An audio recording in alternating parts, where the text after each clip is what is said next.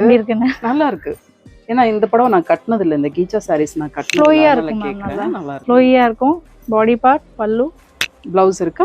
இருக்கும். பிளவுஸ் தான் இதுல செம்மையா இருக்கு, செம்ம சூப்பரா இருக்கு. இந்த சாரி இது பிளவுஸ் இப்படி வரணும். வயலட் ஷேட்ல வருது. ம் green, navy blue, super. Black, navy blue, Rama blue.